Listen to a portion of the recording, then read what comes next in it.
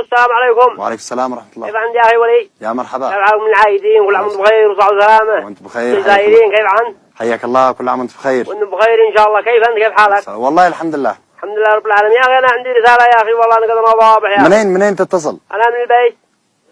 انت من البيت؟ من البيت ايوه، احنا في الريف، ساكنين في الريف احنا. ايوه اهلا وسهلا فيك. حياك الله. احنا رعية. يا اخي ابي يا اخي شديد، ابي شديد يا اخي، ومن هؤلاء القويين يعني. انا مزوج، انسان مزوج وعندي 4 يهال وذن بنات.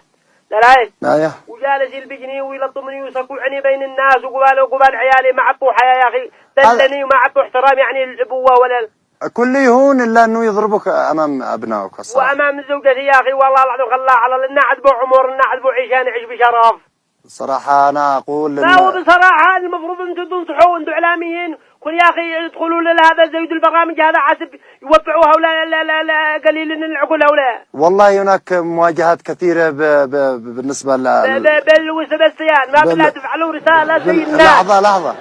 لحظة ما هو اللحظة يا أخي، أنا والله إنه يومي يلبسني وقبال مرتي وقبال الجهال يا أخي، أنا والله ما عاد أقدر أستوعب الموقف. أنا كلفني الله قد أنا شي جنان. بس ما ضربك إلا بسبب.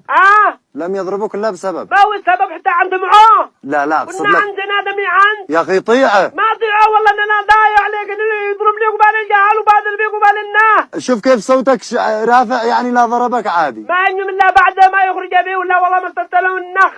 يا هذا صوتك بعد. هذا صوت صفير البلبلي. أنا من أقول لك أبيك تضربني. يا سلام. كنتوا توجهوا رسالة لكل أب شديد على ابنه، ما يجوز الرفقة بالأولاد، الجهل الصغار. هذا منا مزوج ومعول وعندي 4 جهل و2 بنات يا أخي، عذبوا الرحمة وعذبوا شفقة. تمام ستصل الرسالة إن شاء الله ما تخاف. أين للبريد؟ لا عندهم. ما نقول للفرزة، أنا ما نقول لك. ما عادش للبريد، يضربك بحديد. بينه؟ الصراحة يضربك لأنك ما لا تتركش للواحد فرصة يكلم. كيف يا ابوك يوم نكلمك صرت هناك اديت هذاك يا اخي تكلم بهدوء. اسمح لي يا اخي وليد، اسمعني انا رجاء، انا اقول حكم لك فوق الدرام عم تتحاكى يا اخي. انا طايع لبي. وبعدها قلت لك ان انا يعني ما قال لي ابي انا انفذه. حتى لو كل شهر 6000 معاش وانا مسكين لا معي دخل ولا شيء، معي انا 2 جرابه ببيع بطاطا. كل شيء لا يد ولا يد يا اخي، ويجي يعاملني هذا المعامله السيئه يا اخي. ما يجوز من الله. معكم بطاط؟ معنا بطاطا وطماطس بالبلاء. تبيعوا بطاط؟ ايوه احنا رعيه. بطاط ناجح؟ تبيعوا بطاط ناجح او ناجح؟ لا بطاط راسب، هو ما ذكر هذا السنه.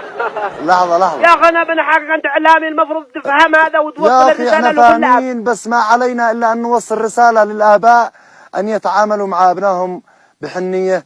وصراحه هناك من الآباء القاسيين الذي لا درجة يضرب ابنه حتى تسيل الدماء. هذا شيء عسير. أنت عارف إنه ما زوجني إلا بعد ما طلع ضرس العقل في ظهري شطط اللدوة. أيوه. وقد أنا كبير وفوق هذا جالس يلبجني وقدو كبير يعني ما عبوا يعني روح بينه ويجلس يلبجني ويتاكل. يا أخي انتقل أنت وأبنائك. ننتقل لنا لا رحمة الله. لا انتقلوا لا بيت ثاني. ما عن تدري ما عن تور. يلا شكرا لاتصالك. مع السلامة خاطرك.